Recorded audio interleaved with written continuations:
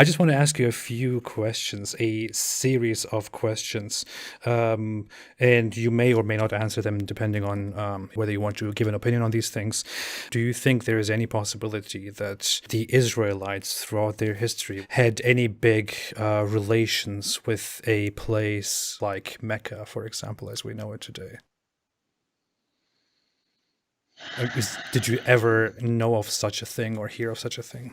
Nothing is coming to mind, and Mecca's pretty far south. Yeah, not that I know of, but I haven't looked into trade relations or anything like that.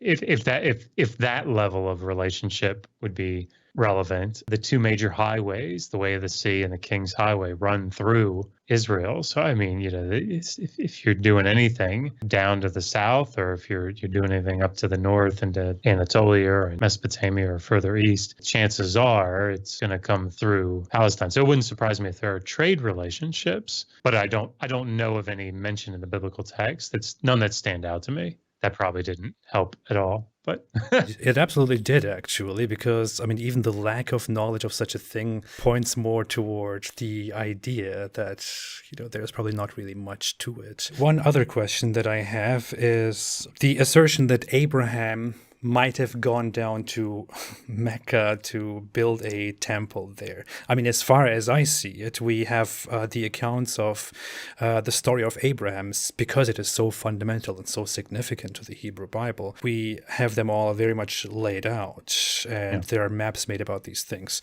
Is it conceivable to you that he would have gone down there to Mecca to build a very significant temple?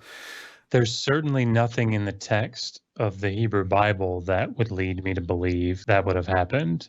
Genesis is pretty clear in the stories that it tells about where he was and what he was doing, coming from Ur of the Chaldees. Just to be clear, not that I would say that's necessarily historically accurate, because I don't think that it is, but, the way that the narrative portrays it, he's coming from the east, coming into Canaan, wandering through Canaan's, building tents, and altars and all these things. He goes down south a couple of times, but then comes back up. The Abrahamic cycle, I think, is relatively clear, and I don't see anything in there that would lead me to believe that he exited Canaan to any great distance. The narrative would be Abraham under the authority, the command of Allah or God, went down there to Mecca to build the first house dedicated to God there in Mecca. It seems implausible to me that such a highly important thing would have no mention at all in biblical scripture. And it would also seem implausible to me that after doing that, he would just again go up there to the regions now known as Israel and to just pursue the rest of his life there. Yeah, I mean,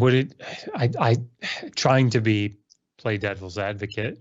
I mean, is there some thought? Maybe I don't see any evidence of this, but does the argument go on that this would have been revisionistic history, that it actually would have been in the original, stories, and that this was either taken out or re-edited so that is that the idea?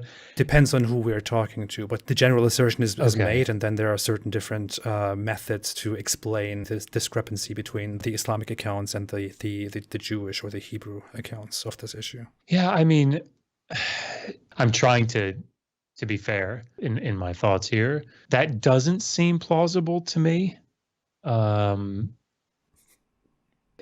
Because I think we know a fair amount about the editorial history of the Hebrew Bible, particularly the Pentateuch, particularly that section of the Pentateuch.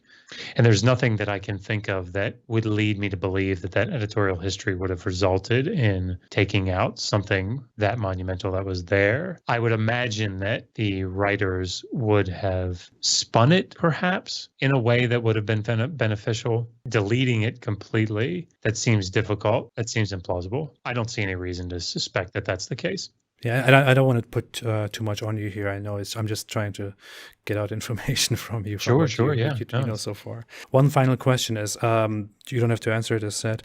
As a scholar, a student, a scholar, an expert on various fields that deal with biblical history, with the Near East, have you heard of the Kaaba as a place of significance in the larger ancient history of these regions and the mythologies and traditions and religions? Is this something that, in your understanding and in your entire scholarship, is something that is of significance?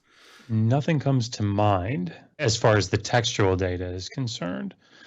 From an archaeological standpoint, I still don't know of anything. I have some background, fair amount of background in archaeological, matters archaeological. Nothing that I know of in my investigations would, off the top of my head here, would suggest that area being of importance to individual worshipers or those that are in Palestine worshiping. Nothing that I know of, or of it being a place of importance just in the broader ancient Near East. Nothing that I know of. Mm-hmm. This is already very enlightening.